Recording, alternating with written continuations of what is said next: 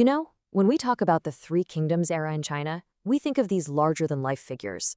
Brilliant strategists, absolute tyrants, and unbelievably ferocious warriors. But amidst all that chaos and ambition, there's one guy who just stands out.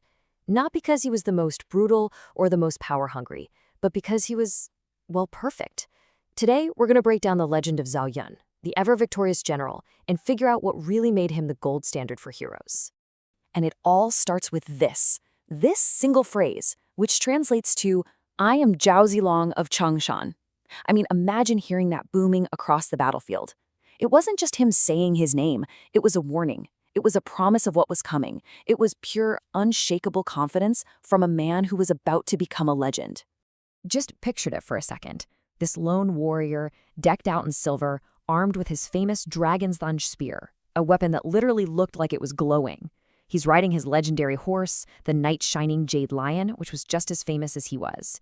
They called him the ever-victorious general, and his own lord would eventually say he had a body made of courage. So beyond this incredible, almost mythical image, what was it? What were the actual qualities that built this rock-solid reputation? Okay, so here's how we're gonna do it. First, we'll look at the ideal of the perfect general that he came to represent. Then, we're gonna throw him into the fire, the insane battle of Changban. After that, we'll switch gears and analyze his mind as a strategist, put him side by side with his peers, and then finally, try to understand why his legacy is the one that lasts. All right, let's dive right in. How was this ideal forged in the first place? What were the core principles that made Zhao Yun, well, Zhao Yun? So the idea of a perfect general back then wasn't just about being the best fighter. I mean, this was an era of gigantic egos and ambition that literally tore the country apart. Perfection was all about balance, and that was Zhao Yun. He had all the skill in the world, but zero arrogance. He was incredibly brave, but never reckless. And he was completely loyal, but never seemed to care about getting glory for himself. That combination was so rare, and it really sets the stage for everything he does later. And you know, this incredible loyalty, it wasn't some blind day one thing. He actually started out serving another warlord, and that's where he met Liu Bei. But here's the key part. When Zhao Yun had to leave to bury his brother, he made a promise specifically to Liu Bei, saying, "I will never betray virtue." Think about that. He wasn't pledging loyalty to a man. He was pledging loyalty to a principle they both believed in. And sure enough, years later, he made good on that promise, linked up with Liu Bei, and never looked back. So now that we have this foundation of virtue and balance, let's see what happens when it gets thrown into the furnace. It's time to talk about his first great test, the Battle of Changban, a place where his courage was truly forged in absolute chaos. The scene is it's a nightmare. Liu Bei's army is trying to retreat, but they're slowed down because they're protecting thousands of civilians. Then, out of nowhere, 5,000 of Cao Cao's most elite cavalry crashed down on them. This wasn't a battle, it was a slaughter. Total desperation, total collapse. In the middle of all this chaos, Zhao Yun vanishes. Someone actually suggests he's deserted and gone over to the enemy. And Liu Bei's reaction is just instant fury. He shouts, "Zilong would never abandon me and flee." This just shows you the level of trust between them. Even when everything was falling apart, Liu Bei's faith in Zhao Yun was absolute. And of course, Liu Bei was right. Zhao Yun hadn't run away. He had charged back into the heart of the enemy army, alone. And while he was in there looking for Liu Bei's wife and child, he single-handedly killed over 50 enemy commanders. 50. This wasn't just a guy fighting for his life. This was a one-man wrecking crew systematically taking out enemy leadership while completely surrounded.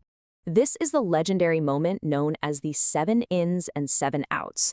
He plunged in and out of the enemy ranks 7 times. He wasn't just flailing around. He was on a mission. He finds and rescues key advisors. Then he finds Liu Bei's wife, Lady Mi, and his baby son, Liu Shan. Tragically, Lady Mi is wounded and insists on staying behind so they can escape. So Zhao Yun does the only thing he can. He straps the baby to his chest, tucks him inside his armor, and literally carves his way back out through the entire enemy force. It's just unbelievable. So when Zhao Yun finally gets back, covered in blood, and presents the baby, Liu Bei does something shocking. He takes his own son and throws him on the ground. He shouts, "For this infant, I almost lost one of my greatest generals." It's this incredibly dramatic gesture, but the message was crystal clear to everyone. Zhao Yun wasn't just some soldier, he was irreplaceable. But that insane bravery, that incredible fighting skill, that was only half of the equation. Now we need to pivot from the peerless warrior to the genius strategist, and there's no better example than his masterpiece at the Battle of the Han River. Okay, so put yourself in his shoes for a second. The main army is gone. Suddenly, a massive enemy force, led by Cao Cao himself, shows up at your camp. You are hopelessly outnumbered. They are right on your doorstep. What do you do? What's the play? The normal, logical thing to do, what his own officer suggested, was to slam the gates shut and prepare for a fight to the last man. It's the textbook response. But Zhao Yun gives the complete opposite order. He says, open the gates, all of them, and silence the drums. Lower the banners. Just stand there. I mean, can you imagine hearing that? It must have sounded like absolute madness. But it was brilliant. This was a masterclass in psychological warfare, a famous tactic called the empty fort strategy. Here's how it worked. First, the lure. Cao Cao's army sees this wide-open, completely silent camp, and they immediately think, trap, it's got to be a trap. Then comes the standoff. Zhao Yun himself just stands there, alone and totally calm, in front of the main gate. His composure just freaks them out even more, so they hesitate, they start to pull back, and that's when he springs the real trap. He orders the drums to beat like thunder and archers to let loose. The enemy army, now convinced the ambush is real, completely panics and breaks into a chaotic retreat. He defeated them without a major fight, using nothing but their own fear against them. The next morning, Liu Bei comes to check out the battlefield, and he makes that famous proclamation, "Zilong is a body made entirely of courage." But this time, it wasn't just for being brave in a fight, it was for having the guts, the sheer audacity and composure to pull off a bluff of that magnitude. So what we have here is this incredible combination of pure fighting skill and ice-cold strategic thinking. But how did that really set him apart from the other legends of the day? Let's put him up against his famous sworn brothers and see what we find. When you look at them side by side, it's just so clear. You've got Guan Yu, an incredible warrior no doubt, but his pride and his arrogance were ultimately his downfall. Then you've got Zhang Fei, unbelievably fierce and loyal, but hot-headed and totally reckless. And then there's Zhao Yun. His bravery was always calm and strategic. His loyalty was always quiet and humble. Guan Yu and Zhang Fei had these big, tragic flaws that define them. Zhao Yun, he was just balanced. He's the one who's considered flawless. So let's wrap this all up. When you look at the entire gallery of heroes from the Three Kingdoms, why is it Zhao Yun, whose legacy as the perfect general is just so unshakable? It really comes down to these four pillars. His fighting skill was second to none, and he proved it in impossible situations. He had a strategic mind that could beat armies with psychology, not just steel. His loyalty was so absolute, he saved his lord's son twice. And maybe most importantly, his humility. In an age where everyone was scrambling for fame and power, he just did his job and never asked for credit. He was, quite simply, the complete package.